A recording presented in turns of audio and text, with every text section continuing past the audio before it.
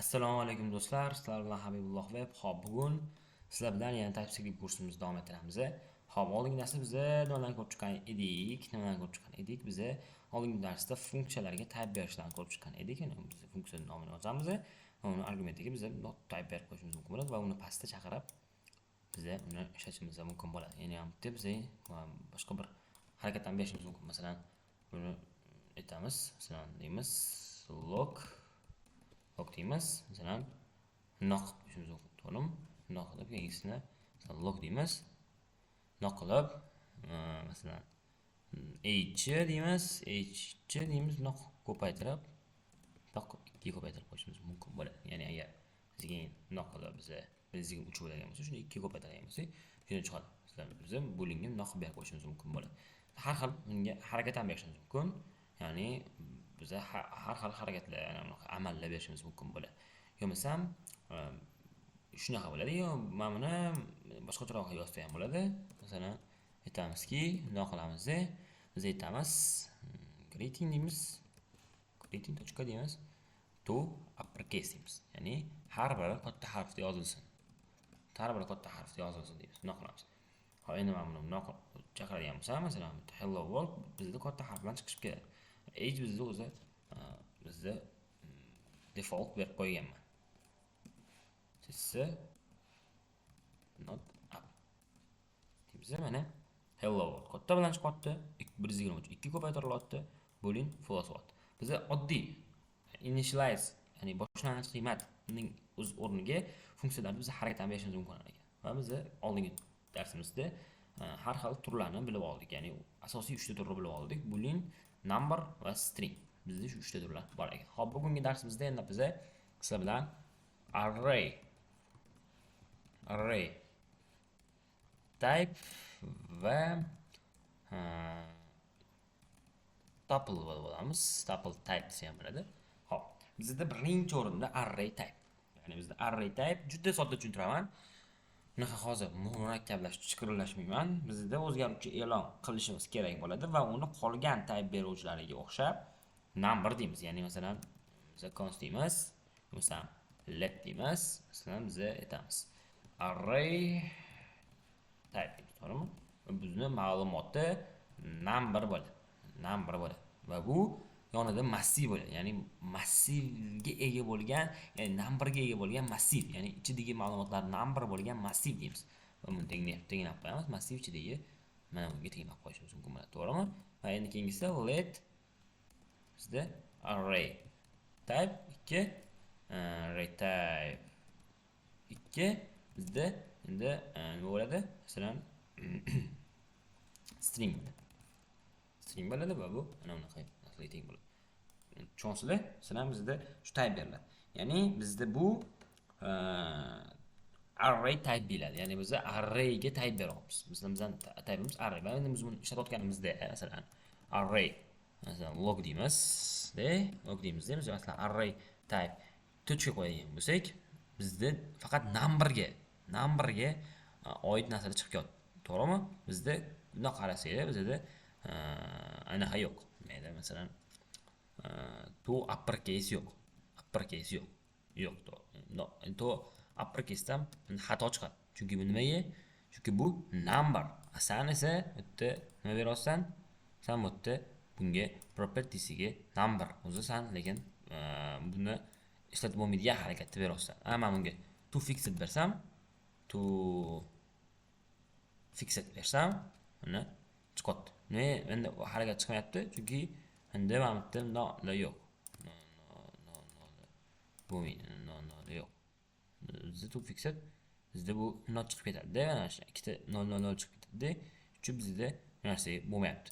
Shuning uchun bizda bu xatolik beradi. Bu bizda ko'rayotgan bo'lsangiz faqatgina bizda shunaqa amallar, ya'ni type bizda buni bera olmaymiz. Masalan, array type deymiz. Array type bizda is nima qilib push qilibdi, masalan. Push qilib, masalan, bizda hozir qo'sha olamiz, to'g'rimi? Masalan, biz nima qilamiz? Array type deymiz. Push deymiz. Masalan, biz 6 qo'shamiz. Bizda keyinchalik o'rganamiz, read only degan narsani o'rganamiz. biz unga qo'sha olmaymiz oltinni. Qo'sha olmaymiz. Ya'ni biz tuple o'rganamiz-ku bugun. Tuple ham o'zi o'zgarmas narsani o'z ichiga oladi. Lekin biz unda ham baribir qo'sha olamiz. Qisman bo'lsa ham. Bizni boshqa narsaga o'zi qo'sha olmasligimiz mumkin bo'ladi. Ko'rayotgan bo'lsanglar biz uni noq qilib chaqiramiz. Bizni noq qilib chaqiramiz, ko'rdinglar? Bizda shu narsa bo'ladi. Xo'p, yana bizda nima bor? Yana bizda anaqa bor. Masalan, union type degan narsa bor. Biz endi mana shu mana yoniga noq qilib yoniga qo'shishimiz mumkin. Union type. Union type. Xo'p, union type nima desanglar? Union type bizda masalan bu bizda oddiy ko'rinish, to'g'rimi? Masalan, biz typelarni bu bizda arrayni oddiy ko'rinishi. Keling, biz shuni bunday qilib array type qilib qo'yamiz va bu yoqqa endi keyingisiga biz yozamizki union type deymiz mana. Bu endi bizda qanaqa bo'ladi? Mana bizda o'zi andaza ham ko'rsatyapti, lekin o'zimiz yozamiz. Masalan, let deymiz. Masalan, union type deymiz. Bizda endi union type yoki bu bo'lishi mumkin degani, yoki bu bo'lishi mumkin degani. Tushundinglar? Masalan, bizda yo string ham bo'lishi mumkin, yoki number ham bo'lishi mumkin. Ya'ni ikkalasi ham qatnashishi mumkin bizda. Masalan, number aralashib, string aralashib ketishi ham mumkin. Va uning type noma'lum. Ya'ni unknown emas, to'g'ri, lekin noma'lum. Number bo'lishi ham mumkin. Bu string bo'lishi ham mumkin. Yo'qmasam bu boolean bo'lishi ham mumkin. Boolean bo'lishi ham mumkin. Va biz buni ketiga endi biz ahamiyat beraylik. Union type array deb ishlatayotganligimizda biz eng chetiga uni bunaqa qo'yib qo'yishimiz kerak bo'ladi. Ya'ni massiv qo'yib qo'yishimiz kerak bo'ladi. Yo'qmasam agar biz buni qo'ymasdan turib noq qilib yozmoqchi bo'lsak, bizda xato bo'ladi. Nega xato bo'ladi? Chunki bu sen notda o'zing bermagansan. Ya'ni ichida union type bizda massivga qatnashadi deb aytib qo'ygansan-ku, lekin o'zing bermagansan not. Agar biz buni noqib beradigan bo'lsak, bizda o'sha hamma narsa to'g'ri. Biz buni 1 ham bera olamiz, mana bu yerda 2 ham bera, 3 ham bera olamiz. Nima qilasiz biz? Nima qilasiz biz? Turib ham berib qo'ya olamiz. To'g'rimi? Hammasi bizda qabul qiladi. Bizda bunda qabul qiladimi bizda? Yo'q. Bizda bundan qabul qilmaydi, chunki bizda qat'iyan number berib qo'yganmiz bunga. Bu number o'zi aytib qo'yganmiz. Shuning uchun bizda bu number bo'la olmaydi. Lekin bunda har qanaqa ma'lumotni ko'rasizlar, qabul qilyapti. Juda ham zo'r, juda ham ajoyib bo'lgan narsa bu. Keyingisi bizda tuple'lar. Ya'ni 3-mavzu bu tuple. Tuple degani bizda qat'iy berilgan uzunlikdagi massiv, ya'ni uzunlikdagi ma'lumotlarni o'z ichiga oladi. Tuple shu. Ya'ni tuple bizda ma'lum bir uzunlikdagi deymiz, ma'lumotlarni o'z ichiga oladi deymiz. Shunaqa. Bizda masalan let deymiz. Masalan tuple type bo'lsin, to'g'rimi? Tuple type bo'lsin. Va bizda bu massiv ichida bo'ladi. Ya'ni biz massiv bilan ishlatamiz-ku. Shuning uchun massiv ichida bo'ladi. Masalan, number bo'lsin ichida deymiz, string bo'lsin deymiz, to'g'rimi? String bo'lsin deymiz. Va endi ahamiyat beraylik. Biz buni ochamiz, to'g'rimi? Biz faqat 1 deymiz, keyingisiga 2 bera olamiz. Undan keyingisini bera olmaymiz. Masalan, 3 bersa ham bizda xatolik chiqadi. Chunki nimaga desa, bizda tuple number bilan string bo'ladi faqat degan. Mana u virgul bilan ajratadi. Agar bizda bunday bo'lganda biz ikkalasidan qatnashish mumkin edi. Ya'ni davom etganda ikkalasi qatnashish mumkin edi, lekin bizda ikkalasi emas, afsuski bizda number yoki string qatnashadi. Demayapmiz bizda bu yerda. String ham number ham qatnash kerak. Agar biz bunday qilib, masalan, bunday olib qo'yadigan bo'lsa ham, bizda xatolik beradi. Chunki nimaga? Chunki biz number berib qo'yganmiz, lekin bu yerda string ham bor edi. Sen tuple bergansan.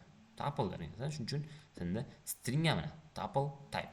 String ham bergansan. Shuning uchun biz ham bunday qilib qo'yishimiz kerak bo'ladi. Agar biz bunday qilib yana yoniga number yozadigan bo'lsak, bizda yana xatolik beradi. Nimaga number? Chunki bizda o'sha number 2 marta qatnashib ketyapti. Number o'zi bor, sen yana 2 marta beryapsan. Bizda shunaqa narsa. Agar biz bunda boolean bersak, bizda muammo yo'q. Masalan, boolean bersak, bizda muammo yo'q. Lekin buni bu yerda nima qilib biz booleanni berib qo'yishimiz kerak bo'ladi. O'zimdan olib qaraganda, menimki nima beribdi, masalan, nima berib biz menimki nima berib qo'ysak, bundan ishlayveradi. Muammo yo'q. Lekin biz baribir bitta berganimiz yaxshi bundan. Shunaqa gaplar do'stlar. Shunaqa bitta narsa bitimon bergan emas. Bu bizda ma'lum uzunlikdagi ya'ni ma'lumotlar shunaqa bu ma'lumotlar to'plami, ya'ni massivga o'xshaydi. Aslida mana massivga juda o'xshaydi. Lekin undagi elementlar uzunligi, soni, tartib va aniq belgilangan turlar bilan belgilangan bo'ladi. Ya'ni tuple bu aniq uzunlikdagi massiv, ya'ni aniq uzunlikdagi ma'lumot degan ibora ishlatiladi va biza masalan push qilib qo'shganimiz bilan baribir bizda masalan push qilib qo'shaylik. Masalan, biz aytamiz tuple type deymiz, to'g'rimi? Biz bunga push qilamiz va buni ma'lumotini masalan biza keling masalan 23 qo'yamiz. Bizda xatolik bermaydi, to'g'rimi? Bizda xatolik bermaydi. Buni bunday qilamizda biz buni x qilamiz, log ichiga olib bunday yozib qo'yamiz, to'g'rimi? Biz uni log ichiga yozib qo'ydik. Mana bizda mana Ctrl J S not up, to'g'rimi? Not up. Bizda 4 qo'shildi. 4 bizda просто yoziladi. 4 nimaga 4? Bizda nimaga 4 chiqadi? 4 sababi bor. 4 sababi masalan bizda 4 sababi nima bo'lishi mumkin? 4 sababi bizda 4-element bo'lib qo'shildi deb aytayotgan bo'lishi ham mumkin. Ammo biz bunday qilamizda hozir. Biz log deymiz. Biz tuple type qo'shimiz, tuple type deb qo'shimiz mumkin. Tuple type. Bizda biz nechinchi element ko'rishni ham aytamiz sizlar. Biz bunday qilamizda hozir. Bunday qilamizda 0-element deymiz. Ya'ni bizda hozir 1 chiqish kerak. 1 chiqish kerak va 4 chiqishdi hozir. Desa not up. Bizda 4 yoki 1 chiqadi bizda hozir. Mana 1 chiqdi, to'g'rimi? 4 nima chiqadi? Mana 4 topaman hozir. 4 topishim kerak. Hop, buni men x qilaman va men bunga men bunday qilib qo'yaman. Va men nomimni olib qo'yaman. Endi men bunday qilib desa not up degan bo'lsam, mana crosslar qo'shilyapti. Ya'ni 4 hali ham topaman. 4 nimaga 4? Chunki 4-element bo'lib qo'shilyaptimi deb o'ylayapman. Bilmadim. Endi buni bunaqa bizga qiziq yo'q, to'g'ri. Lekin bizda push bo'lyapti. Ya'ni oxirgi itarish degan ma'no aynitadi o'zi push va oxirgi mana bizga qo'shib qo'yayotgani bilan bizda bu tur yo'q. Bizda qo'shib qo'yayotgani bilan bizda lekin buni bilmaymiz. Lekin buni masalan cross TypeScript bizda foydali tarafini qarang. Bizda mana bu JavaScriptni bu narsani faqatgina ishlatganimizdan keyingina ko'ra olamiz. Ishlatganimizdan keyin ko'ra olamiz. Bu yerda biz jarayonni ko'ramiz. Shunda eng zo'r taraflardan bittasi mezza qiladigan joylari shuni. Ya'ni buni juda foydali tarafi aynan shunda do'stlar. Mana bizda bugungi mavzudan anaqa qoldik. Masalan, keyin biz tuple'ga nom ham berishimiz mumkin. Masalan, tuple'ga aytamiz, deymiz, masalan, tuple type deymiz, teng nom qo'ysak, qanaqa? Bo'lmaydi. Tuple'ga nom ham berib qo'yishimiz mumkin, o'zim nom qaraganda. Ya'ni nom qilamiz-da hozir bizga. Tuple'ga nom berish deymiz. Nom qilamiz. Mana. Bizda type hali bor-da, bu narsa tushuntirib bermoqchi, hali bizda ya'ni mavzular bor, ya'ni type aliasesga hali bor. Bizda bunga nom ham berib qo'yishimiz mumkin bo'ladi. Hali biz men uni keyin ko'rsatib beraman do'stlar. Shunaqa gaplar. Bugun o'rgangan mavzularimiz sizlar bilan array type, ya'ni bizda mana array type bizda cho'tki ishlab turibdi, ya'ni ishlab turgan ko'rishimiz uchun biz log deymiz. Bizdan array type deymiz. Biz ham keyingisi union type deymiz. Buni hammasini bir bizda ko'ra olishinglar mumkin bo'ladi. Desa up deymiz. Mana bizda birinchisi ma'lumot, ya'ni bu birinchi ma'lumot degani mana tuple chiqyapti, keyin keyingisida array chiqyapti, keyingisi bizda union type chiqyapti. Har xil ko'rasizlar, har xil ma'lumotlarni ham bizda union type aniqlab olishimiz mumkin bo'ladi. Shunaqa gaplar do'stlar, sog' bo'ling, omon bo'ling. Mana shu bugungi mavzuyimiz shundan iborat edi. Sizlar bilan Habibulloh web obunachilarni bosib qo'yinglar.